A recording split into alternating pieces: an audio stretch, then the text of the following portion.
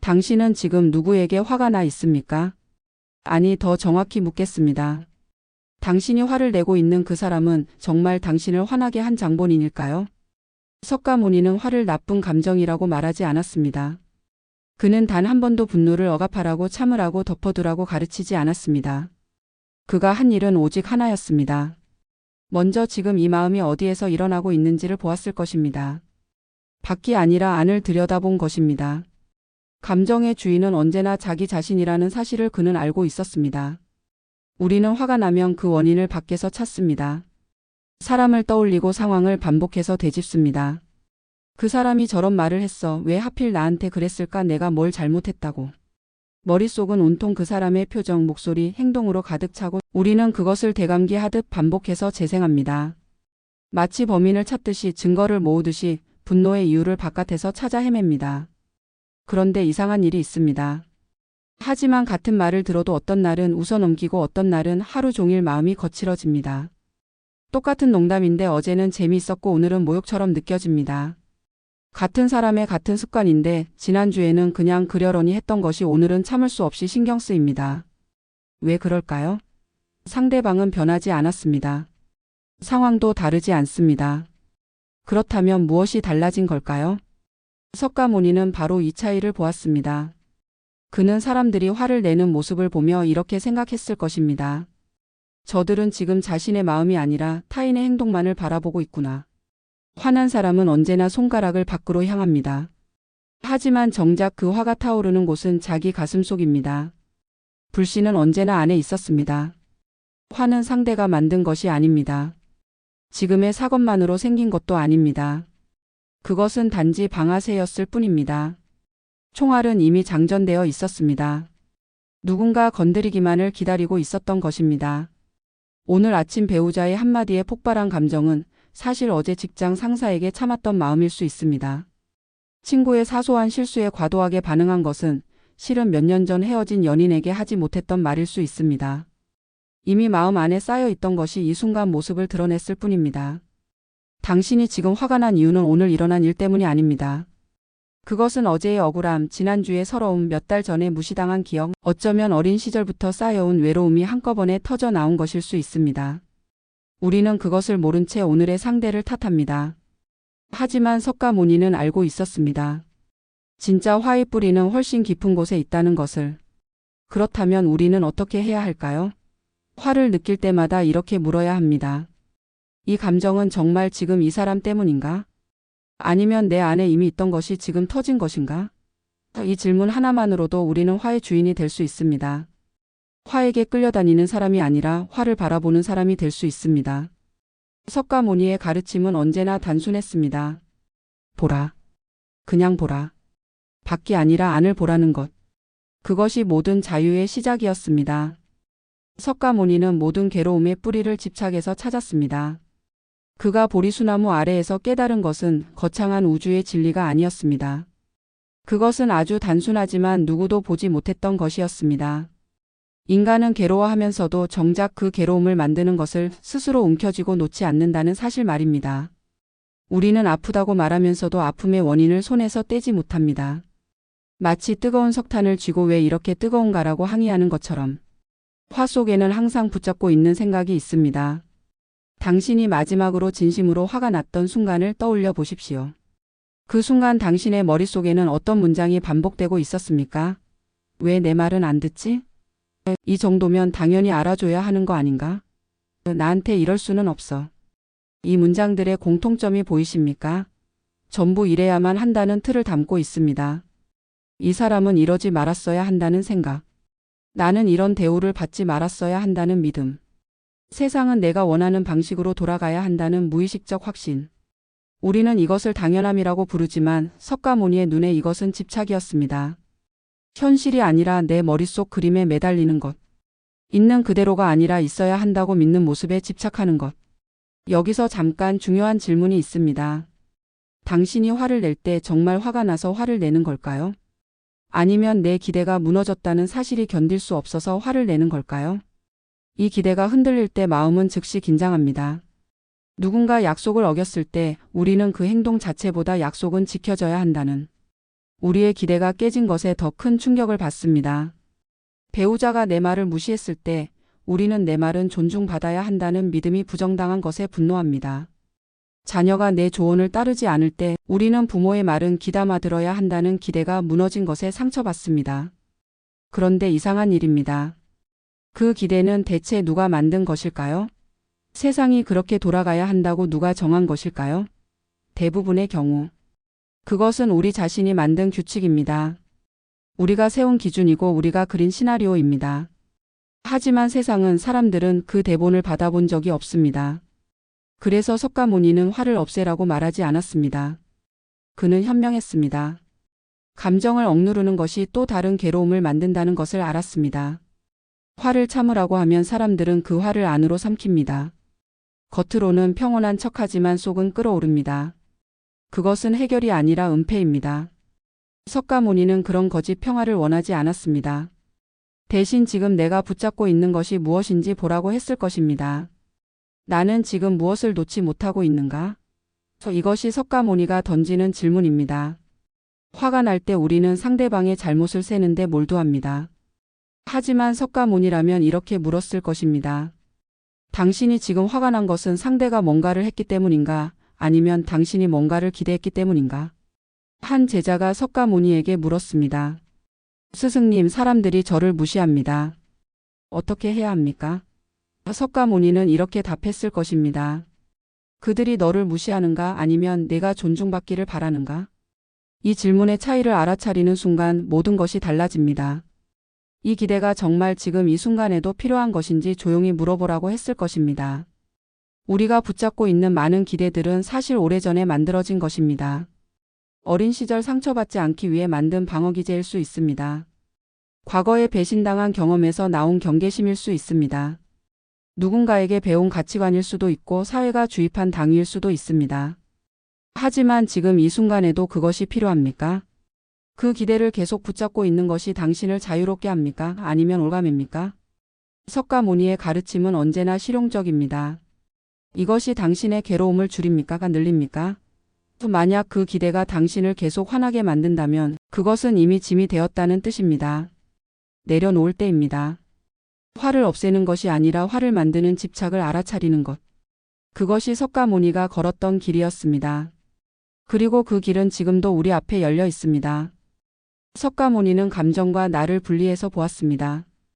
이것은 그의 가장 혁명적인 통찰 중 하나였습니다. 대부분의 사람들은 감정과 자신을 동일시합니다. 화가 나면 나는 화난 사람이 되고 슬프면 나는 슬픈 사람이 됩니다. 감정이 나를 정의하고 나는 그 감정에 완전히 잠식됩니다. 하지만 석가모니는 달랐습니다. 그는 감정을 관찰했습니다. 감정 속에 빠지는 대신 감정을 바라보았습니다. 우리는 보통 나는 화가 났다라고 말합니다. 이 문장을 천천히 음미해 보십시오. 나는 화가 났다.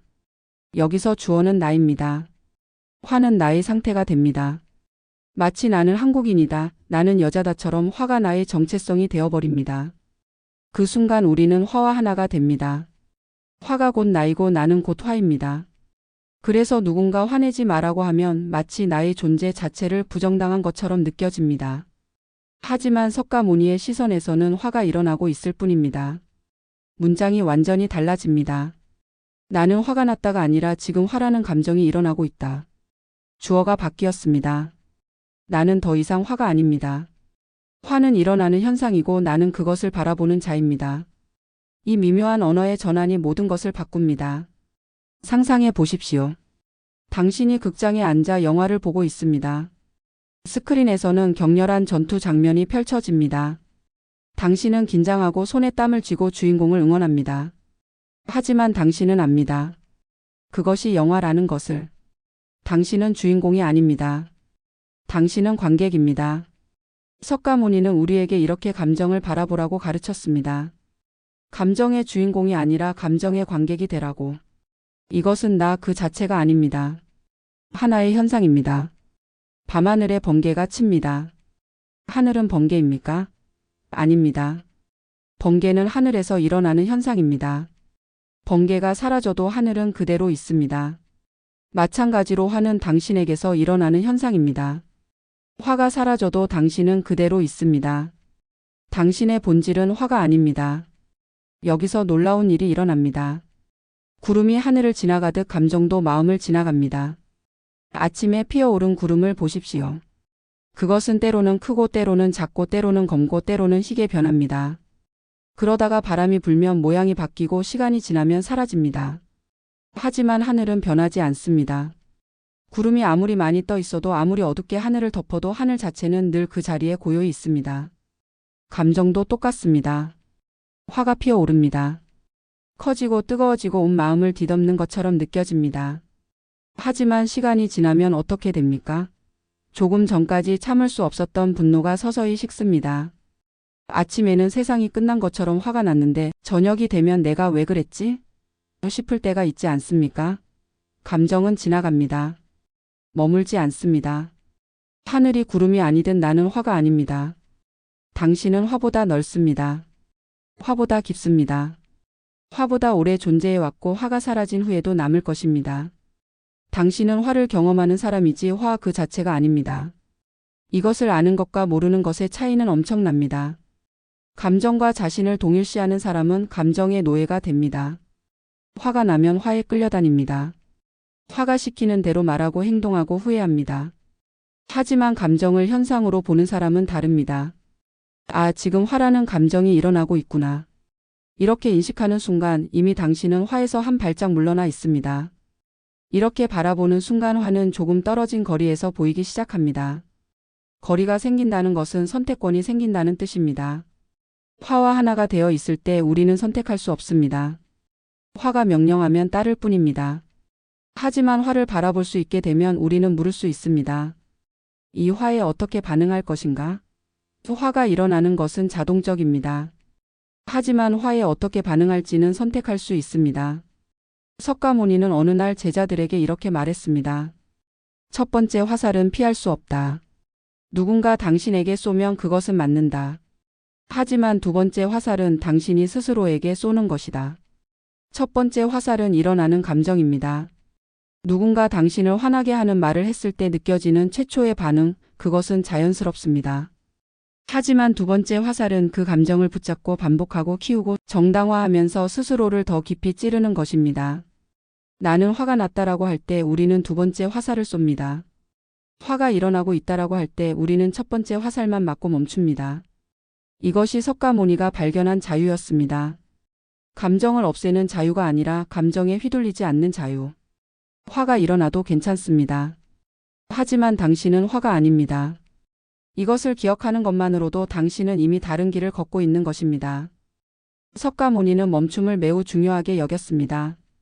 그가 깨달음을 얻은 것도 멈춤에서 시작되었습니다. 6년간 온갖 고행을 하며 달리고 또 달렸지만 답을 찾지 못했습니다. 그러다 어느 날 그는 멈췄습니다. 보리수나무 아래 가만히 앉았습니다. 더 이상 어디론가 가려 하지 않았습니다. 무엇인가를 얻으려 애쓰지 않았습니다. 그저 앉아서 지금 이 순간을 바라보았습니다. 그리고 그 멈춤 속에서 모든 것이 보였습니다.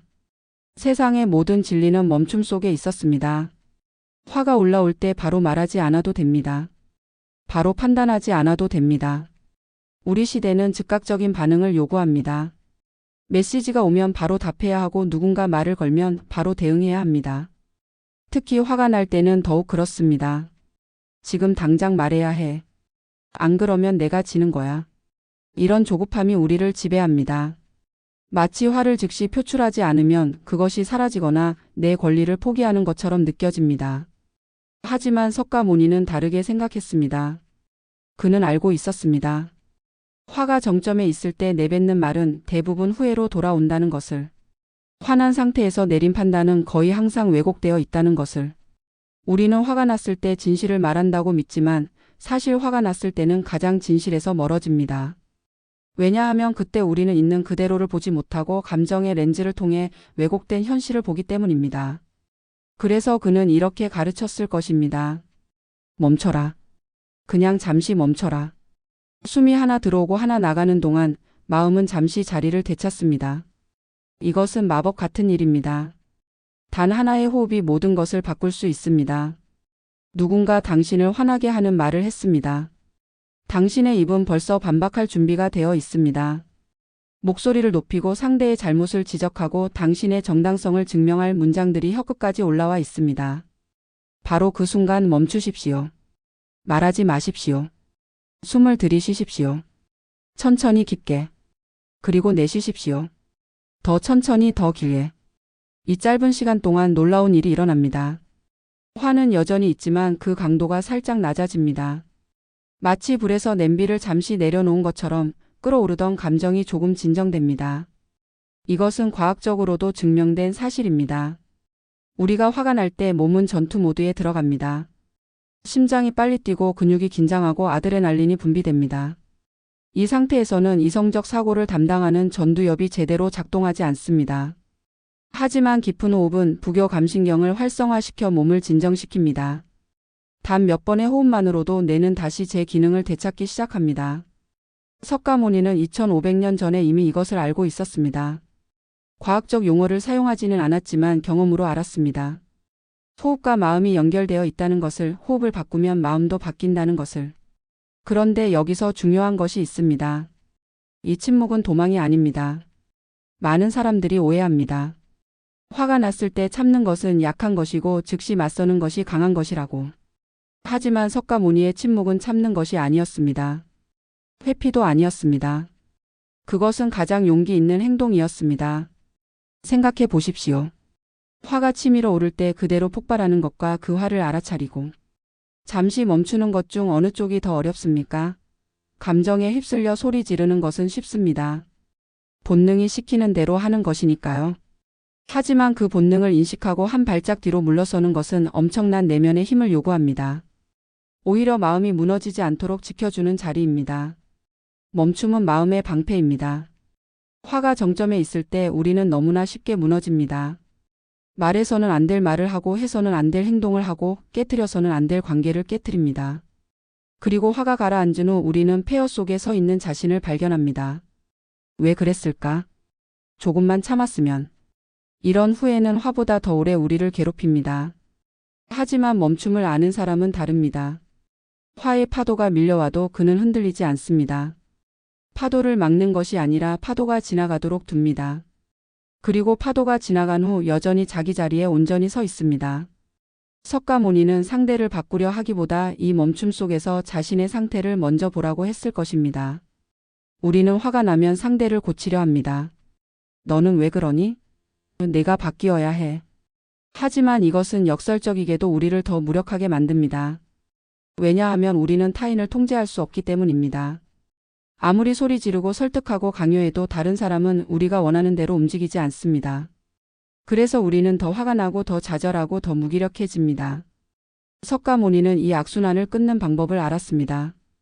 밖을 바꾸려 하지 말고 안을 보라. 상대의 문제를 지적하기 전에 지금 내 마음의 상태를 보라. 나는 지금 어떤 상태인가? 나는 지금 평정심을 유지하고 있는가? 아니면 감정에 휩쓸려 있는가? 이 질문들은 우리에게 힘을 돌려줍니다. 상대를 바꿀 수는 없어도 나의 상태는 바꿀 수 있습니다. 상대의 반응을 통제할 수는 없어도 나의 반응은 선택할 수 있습니다. 멈춤 속에서 우리는 이 선택권을 되찾습니다. 석가모니가 가르친 멈춤은 단순히 아무것도 하지 않는 것이 아니었습니다. 그것은 가장 적극적인 행위였습니다. 무너지려는 마음을 지키고 잃어버리려는 나를 되찾고 흐려지는 시야를 다시 맑게 하는 것. 이 모든 것이 단 한 번의 멈춤에서 시작됩니다. 이 멈춤의 순간에 당신은 관찰자의 자리로 이동합니다. 상상해 보십시오. 당신은 폭풍우가 몰아치는 바다 한가운데 있습니다. 파도가 배를 덮치고 바람이 돛을 찍고 배는 사방으로 흔들립니다. 이것이 감정에 휩싸인 상태입니다. 당신은 그 폭풍의 일부가 되어 있습니다. 어디가 위고 어디가 아래인지, 무엇이 진짜이고 무엇이 착각인지 분간할 수 없습니다. 그런데 갑자기 당신이 등대 위로 올라갔다고 상상해 보십시오. 같은 폭풍우이지만 이제 당신은 그것을 위에서 내려다봅니다. 여전히 거칠고 무섭지만 당신은 더 이상 그 안에 있지 않습니다. 당신은 그것을 바라보고 있습니다. 이것이 관찰자의 자리입니다. 멈춤은 우리를 이 등대로 데려갑니다. 한 번의 깊은 호흡이, 잠시의 침묵이 우리를 감정의 소용돌이에서 관찰의 고요로 옮겨 놓습니다. 나는 화가 났다에서 화가 일어나고 있다로 시선이 바뀝니다. 이 문장의 전환을 다시 한번 음미해 보십시오. 단어 몇 개의 차이지만 당신의 위치가 완전히 달라집니다. 나는 화가 났다라고 할 때 당신은 화의 한가운데 있습니다. 화가 당신을 정의합니다. 당신의 정체성이 됩니다. 당신은 화난 사람입니다. 화가 당신을 완전히 점령했습니다. 하지만 화가 일어나고 있다라고 할 때 당신은 화 밖에 있습니다. 화는 당신에게서 일어나고 있는 하나의 현상입니다. 마치 비가 오고 있다라고 말하는 것처럼. 비가 온다고 해서 당신이 비는 아니지 않습니까? 마찬가지로 화가 일어난다고 해서 당신이 화는 아닙니다. 이것은 단순한 언어 게임이 아닙니다. 이것은 인식의 혁명입니다. 어느 날 한 제자가 석가모니에게 물었습니다. 스승님, 저는 화가 나면 제 자신이 아닌 것 같습니다. 마치 다른 사람이 된 것 같습니다. 석가모니는 미소 지으며 답했을 것입니다. 내가 느끼는 것이 맞다. 그때 너는 정말로 내가 아니다. 화가 너를 잠시 가렸을 뿐이다. 구름이 해를 가린다고 해서 해가 사라진 것이 아니듯이 이 변화는 작지만 결과는 매우 다릅니다. 어떻게 이렇게 작은 시선의 변화가 그토록 큰 차이를 만들 수 있을까요? 그것은 이 변화가 권력의 이동을 의미하기 때문입니다. 나는 화가 났다라고 할 때 화가 권력을 가집니다. 화가 대장이고 당신은 병사입니다. 화가 공격하라고 명령하면 당신은 공격합니다. 화가 소리 질러라고 하면 당신은 소리 지릅니다. 화가 관계를 끊어라고 하면 당신은 끊습니다. 당신에게는 선택권이 없습니다. 하지만 화가 일어나고 있다라고 할 때 당신이 권력을 가집니다. 화는 여전히 있지만 이제 당신이 대장입니다. 당신은 화를 바라보고 화를 인정하고 그 다음에 무엇을 할지 결정합니다. 선택권이 당신에게 돌아옵니다. 감정이 명령하지 않고 내가 선택할 수 있는 공간이 생깁니다. 이 공간이야말로 석가모니가 우리에게 선물하고자 했던 것입니다. 자극과 반응 사이의 공간. 화가 일어나는 것과 화를 표출하는 것 사이의 틈. 이 틈 속에 우리의 자유가 있습니다. 심리학자 빅터 프랭클은 이렇게 말했습니다. 자극과 반응 사이에는 공간이 있다. 그 공간 안에 우리의 성장과 자유가 있다. 석가모니는 2500년 전에 이미 이 공간을 발견했습니다. 그리고 그는 우리에게 이 공간을 찾는 법을 가르쳤습니다. 멈춤을 통해서. 이 공간 안에서 무엇이 가능해질까요? 말하지 않는 선택. 누군가 당신을 비난했습니다. 당신의 입에서는 즉시 반박이 튀어나오려 합니다. 하지만 잠깐 멈춰 보십시오. 지금 이 순간 정말 말해야 합니까? 말하지 않으면 어떻게 될까요? 침묵이 때로는 가장 강력한 대답이 될 수 있습니다. 침묵은 약함이 아니라 내면의 확신에서 나오는 강함입니다. 나는 내 말에 흔들리지 않는다. 나는 내 비난에 반응할 필요를 느끼지 않는다. 이것이 침묵이 전하는 메시지입니다. 물러나는 선택. 상황이 점점 격렬해지고 있습니다. 두 사람의 목소리가 높아지고 말들이 날카로워지고 돌이킬 수 없는 선을 넘으려 합니다. 바로 이 순간 당신은 선택할 수 있습니다. 나는 지금 여기서 물러나겠다. 이것은 도망이 아닙니다. 전략적 후퇴입니다. 싸움에서 이기는 것보다 관계를 지키는 것이 더 중요하다는 것을 아는 지혜입니다. 우리 잠시 시간을 갖고 나중에 다시 이야기하자. 이 한마디가 무너질 뻔한 관계를 구할 수 있습니다. 지금은 지나가게 두는 선택. 가장 어려운 선택일 수 있습니다. 화가 일어났습니다. 그것은 정당한 화일 수도 있습니다. 상대가 정말로 잘못했을 수도 있습니다. 하지만 당신은 선택합니다. 이번에는 그냥 지나가게 두겠다. 모든 싸움을 할 필요는 없습니다. 모든 잘못을 지적할 필요는 없습니다. 때로는 그냥 놓아주는 것이 가장 현명한 선택입니다. 이것은 굴복이 아닙니다. 포기도 아닙니다. 이것은 더 큰 평화를 선택하는 것입니다. 작은 승리보다 긴 평온을 선택하는 것입니다. 이 선택의 여유가 마음을 지켜줍니다. 여유. 이 단어를 곱씹어 보십시오. 여유가 있다는 것은 무엇입니까? 그것은 꽉 차 있지 않다는 뜻입니다. 빈 공간이 있다는 뜻입니다. 숨 쉴 틈이 있다는 뜻입니다. 화에 완전히 잠식된 마음에는 여유가 없습니다. 모든 것이 화로 꽉 차 있습니다. 다른 가능성을 볼 틈이 없습니다. 다른 선택을 고려할 공간이 없습니다. 하지만 관찰자의 자리로 이동한 마음에는 여유가 생깁니다. 화도 있지만 화만 있는 것은 아닙니다. 화 옆에 지혜도 있고 연민도 있고 이해도 있습니다. 이 여유가 우리를 구합니다. 후회할 말을 하기 전에, 돌이킬 수 없는 행동을 하기 전에, 소중한 관계를 깨트리기 전에 이 여유가 우리를 멈춰 세웁니다. 잠깐 정말 이렇게 하고 싶은가? 이것이 내가 원하는 결과인가? 석가모니가 발견한 것은 이것이었습니다. 우리는 감정을 없앨 수 없습니다. 화는 계속 일어날 것입니다. 하지만 우리는 감정과의 관계를 바꿀 수 있습니다. 감정의 노예에서 감정의 관찰자로, 반응하는 사람에서 선택하는 사람으로. 이 변화가 모든 것을 바꿉니다. 석가모니는 마음은 훈련된다고 말했습니다. 이것은 희망의 메시지입니다. 당신의 마음이 지금 어떤 상태든 그것이 영원하지 않다는 뜻입니다. 화를 잘 내는 사람으로 태어났다고 해서 평생 그렇게 살아야 하는 것은 아닙니다. 어린 시절부터 감정 조절이 어려웠다고 해서 늙어서도 그럴 수밖에 없는 것은 아닙니다. 마음은 근육과 같습니다. 훈련하면 강해집니다. 연습하면 달라집니다. 석가모니 자신도 처음부터 깨달은 자는 아니었습니다. 그도 화를 냈고 욕망에 흔들렸고 고통 속에서 방황했습니다.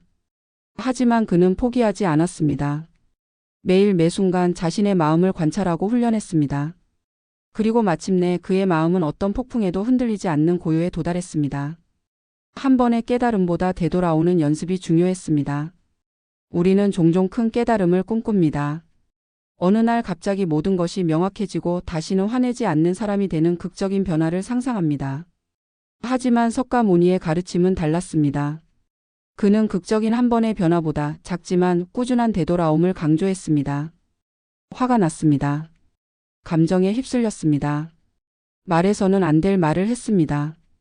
여기까지는 우리 모두 겪는 일입니다. 중요한 것은 그 다음입니다.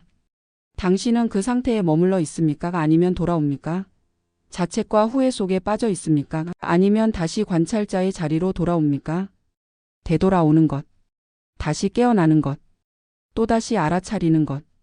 이것이 진짜 수행입니다. 한 번도 넘어지지 않는 것이 아니라 넘어질 때마다 다시 일어서는 것.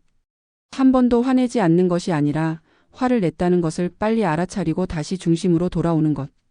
오늘도 화가 났다면 그것은 실패가 아닙니다. 이 문장을 마음에 새기십시오. 당신이 오늘 화를 냈다는 것은 당신이 형편없는 사람이라는 증거가 아닙니다. 당신이 발전하지 않고 있다는 신호가 아닙니다. 그것은 단지 당신이 인간이라는 증거일 뿐입니다. 우리는 완벽을 목표로 하지 않습니다. 석가모니조차 완벽을 이야기하지 않았습니다. 그가 말한 것은 깨어 있음이었습니다. 잠들지 않는 것, 자동적으로 반응하지 않는 것, 계속해서 알아차리는 것, 다시 알아차릴 수 있는 기회가 온 것입니다. 매번 화가 날 때마다 그것은 새로운 수업입니다. 또 다른 연습의 기회입니다. 아, 나는 아직도 이런 상황에서 화가 나는구나. 나는 아직도 이런 말에 반응하는구나. 나는 아직도 이런 기대를 놓지 못했구나. 이렇게 보는 것 자체가 성장입니다. 작년 같은 일이 있었을 때 당신은 사흘 동안 화가 나 있었을지 모릅니다. 올해는 하루만 화가 났다면? 그것은 발전입니다. 예전에는 화를 낸 후 일주일 뒤에야 내가 과했나? 하고 의문을 가졌다면 지금은 하루 뒤에 그 생각이 든다면? 그것도 발전입니다. 아, 또 이 마음이 왔구나라고 말할 수 있다면 이미 예전과는 다릅니다. 이 문장 속에 모든 것이 담겨 있습니다. 또 이 마음이 왔구나. 이렇게 말할 수 있다는 것은 당신이 그 마음과 동일시되지 않았다는 뜻입니다. 당신이 나는 화가 났다가 아니라 화라는 감정이 또 찾아왔다고 인식하고 있다는 뜻입니다. 마치 오래된 친구를 알아보듯이. 아, 너구나. 또 왔네. 놀라지도 않고 거부하지도 않고 그저 알아차립니다. 이 담담함 속에 얼마나 큰 자유가 있는지 아십니까? 예전에 당신은 화에 완전히 사로잡혔습니다. 화가 곧 당신이었습니다. 하지만 지금의 당신은 화를 봅니다. 화가 당신을 찾아왔지만 당신은 여전히 당신입니다. 이것이 변화입니다. 이것이 성장입니다. 화를 없애려 하지 마세요. 쫓아내려 하지 않아도 됩니다. 많은 사람들이 영성 수행을 나쁜 감정을 제거하는 것이라고 오해합니다. 화를 느끼지 않는 것, 슬픔을 경험하지 않는 것, 항상 평온한 것이 목표라고 생각합니다. 하지만 그것은 석가모니의 가르침이 아닙니다. 석가모니는 감정을 적으로 보지 않았습니다. 화도 슬픔도 두려움도 그 모두가 인간 경험의 일부입니다. 문제는 감정 그 자체가 아니라 감정에 집착하고 감정에 끌려다니는 것입니다. 그러니 화가 올라올 때 그것을 밀어내려 애쓰지 마십시오. 화내면 안 돼, 화내면 안 돼 하며 억누르지 마십시오. 그것은 또 다른 폭력입니다. 자신에 대한 폭력입니다. 그저 함께 있되 끌려가지 않으면 됩니다. 화가 있다면 있게 두십시오. 아, 지금 화가 있구나. 인정하십시오. 받아들이십시오. 하지만 그것이 당신을 끌고 가도록 내버려 두지는 마십시오. 화가 저 사람에게 소리 질러 라고 명령해도 당신은 선택할 수 있습니다. 화는 있지만 나는 소리 지르지 않겠다. 화와 함께 있으면서도 평정심을 유지하는 것. 이것이 진정한 자유입니다. 감정이 없는 것이 아니라 감정에 지배당하지 않는 것. 이것이 석가모니가 보여준 길입니다. 석가모니의 길은 조용합니다. 이 길 위에는 화려한 기적도 극적인 변화도 없습니다. 오늘 하루도 조용히 자신을 관찰하고 내일도 또 관찰하고 모레도 계속 관찰합니다. 때로는 넘어지고 때로는 잊어버리고 때로는 다시 감정에 휩쓸립니다. 하지만 매번 다시 돌아옵니다. 조용히 꾸준히. 세상은 시끄럽습니다. 모두가 크게 웃고 크게 화내고 크게 성공하라고 외칩니다. 하지만 가장 깊은 변화는 고요 속에서 일어납니다. 아무도 알아차리지 못하는 새벽의 깨달음 속에서 혼자 있는 밤의 성찰 속에서 화가 났지만 한 번 더 숨을 들이쉬는 그 순간 속에서 하지만 그 길 위에서 마음은 조금씩 가벼워집니다. 어느 날 당신은 깨닫게 될 것입니다. 예전 같으면 일주일을 끙끙댔을 일을 하루 만에 내려놓고 있다는 것을. 예전 같으면 관계를 끊었을 상황에서 한 번 더 이해하려 하고 있다는 것을. 예전 같으면 폭발했을 순간에 조용히 미소 짓고 있다는 것을. 이것이 가벼워진 마음입니다. 무거운 짐을 내려놓은 마음입니다. 모든 것에 반응해야 한다는 강박에서 자유로워진 마음입니다. 여기 인생의 마지막 수업이 있습니다. 우리는 함께 걸어왔습니다. 석가모니의 발걸음을 따라 화라는 감정의 본질을 들여다보고 집착을 알아차리고 관찰자의 자리를 배우고 멈춤의 힘을 경험하고 선택의 자유를 되찾았습니다. 이것은 끝이 아니라 시작입니다. 오늘 이 이야기를 들었다고 해서 내일부터 화가 나지 않는 것은 아닙니다. 하지만 당신은 이제 다르게 볼 수 있습니다. 화가 올라올 때마다 이 시간을 떠올릴 수 있습니다. 아, 맞다.